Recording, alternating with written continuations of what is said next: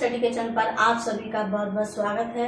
बच्चों, अम्बेडकर जयंती विशेष में मैं आज एक बहुत सारे प्रश्न लेकर आई हूँ जो कि आपके सभी प्रकार की प्रतियोगी परीक्षाओं में सहायक होते हैं। देखिए, यह जो प्रश्न है ये एक तरह से जीवन परिचय मान के चलिए। इनको मैंने पॉइंट्स में लिख रखा है और आपको समझने में ज्यादा आसानी होगी।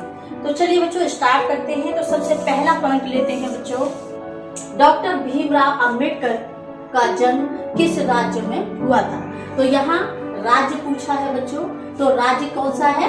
मध्य प्रदेश, है ना। दूसरा पॉइंट है, डॉक्टर भीमराव अंबेडकर का जन्म कब हुआ था। तो डॉक्टर भीमराव अंबेडकर का जन्म 14 अप्रैल 1891 में हुआ था।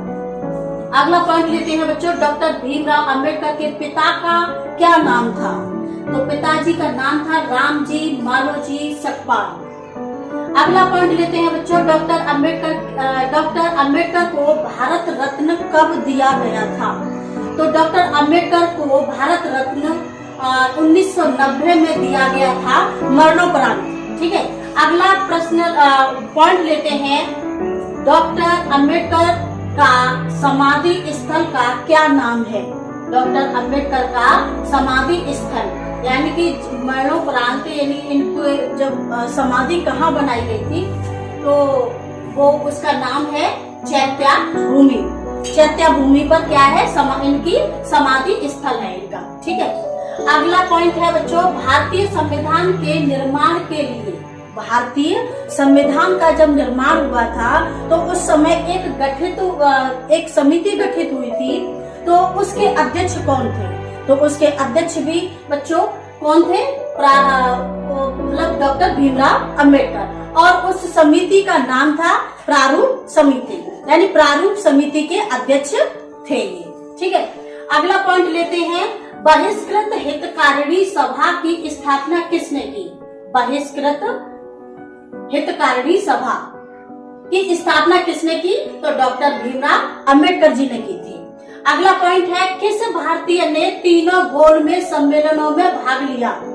तो तीनों सम्मेलनों में भाग लेने वाले कौन थे? डॉक्टर भीमराव अंबेडकर जी।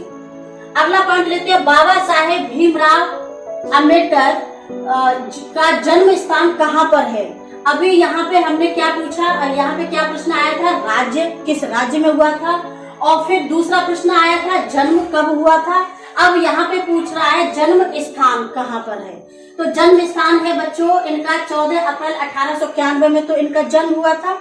और महू नामक स्थान पर हुआ था जो कि मध्य प्रदेश में है।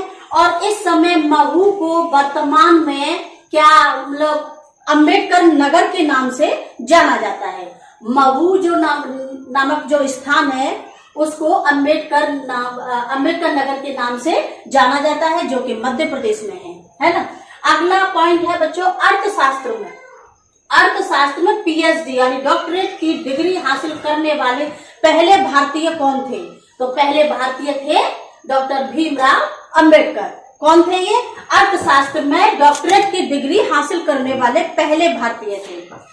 अगला पॉइंट है, भारतीय तिरंगे में अशोक चक्र को जगह देने का श्रेय किसको जाता है। भारतीय तिरंगे में अशोक चक्र को जगह देने का श्रेय बाबा साहेब डॉक्टर भीमराव अंबेडकर को जाता है। अगला पॉइंट लेते हैं बच्चों, नोबेल पुरस्कार विजेता अर्थशास्त्री प्रोफेसर अमर्त्य सेन अर्थशास्त्र में किसको अपना पिता मानते हैं। यानी कि जो अमर्त्य सेन है, मशहूर है अर्थशास्त्री है, प्रसिद्ध विश्वविख्यात हैं और नोबेल पुरस्कार विजेता हैं। ये भी मतलब अपना पिता किसको मानते हैं? बाबा साहेब डॉक्टर भीमराव अंबेडकर जी को मानते हैं। अगला पॉइंट लेते हैं बच्चों, मध्य प्रदेश और बिहार के बेहतर विकास के लिए डॉक्टर भीमराव अंबेडकर जी ने 50 के दशक में ही विभाजन का प्रस्ताव रखा था, लेकिन सन 2000 में जाकर ही इनका विभाजन करके छत्तीसगढ़ और झारखंड का गठन किया गया था। अगला पॉइंट है बच्चों, रुपए की समस्या, उद्भव और समाधान, जाति का उच्छेद और पाकिस्तान पर विचार। ये तीनों ही रचना किसकी है, यानी तीनों पुस्तकें किसकी हैं, बाबा साहेब डॉक्टर भीमराव अम्बेडकर जी की। अगला पॉइंट है स्वतंत्र लेबर पार्टी और शेड्यूल्ड कास्ट फेडरेशन, और तीसरी पार्टी का नाम है भारतीय रिपब्लिकन पार्टी। इन तीनों ही पार्टी का गठन किसने किया था, बाबा साहेब डॉक्टर भीमराव अम्बेडकर ने। अगला पॉइंट लेते हैं बच्चों, भारतीय संविधान के निर्माता किसको कहा जाता है। भारतीय संविधान का निर्माता यानी कि संविधान का निर्माण किसने किया था, है ना। तो भारतीय संविधान का निर्माता बाबा साहेब डॉक्टर भीमराव अम्बेडकर जी को कहा जाता है। अगला पॉइंट है बच्चों, नारी मुक्ति के महायोद्धा। नारी मुक्ति के महायोद्धा यानी कि नारी जाति को सम्मान देने वाले, समानता का अधिकार देने वाले, है ना। तो ये इनका श्रेय किसको जाता है, बाबा साहब डॉक्टर भीमराव अम्बेडकर जी को जाता है।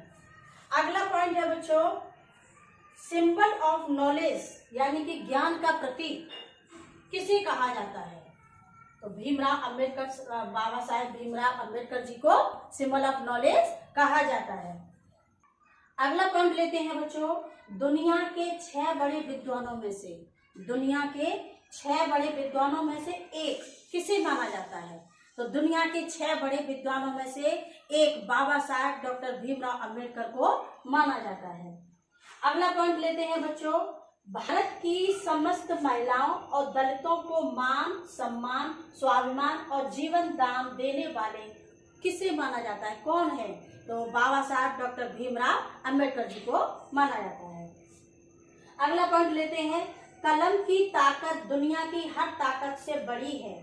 कलम की ताकत दुनिया की हर ताकत से बड़ी है। एक रोटी कम खाओ पर बच्चों को जरूर पढ़ाओ, यह कथन किसका है, तो यह कथन बच्चों बाबा साहेब डॉक्टर भीमराव अम्बेडकर जी का है। ठीक है, पॉइंट लेते हैं बच्चों, इसमें डॉक्टर भीमराव अम्बेडकर जी को बाबा साहब के नाम से किसने बुलाया था सबसे पहले, तो जब बाबा साहब की बीवी यानी कि रमाबाई का जब देहांत हुआ था तो ये काफी सदमे में आ चुके थे और इन्होंने अपने आप को एक कमरे में बंद कर लिया था। उस समय मोहल्ले वालों ने काफी भीड़ इकट्ठी हो गई थी, तो वहां पे सभी लोगों ने जब गेट खुलवाया तो देखा बाबा साहब की कंडीशन एक बाबा की तरह हो गई है और ऐसी ही कुछ बाबा जैसी मतलब वेशभूषा में थे। तो उस समय सभी लोगों के मुंह से एक ही शब्द निकला, बाबा साहेब। तो जब से इनका नाम बाबा साहब पड़ गया। अच्छा, अगला पॉइंट लेते हैं बच्चों, जय भीम का नारा कब से आया।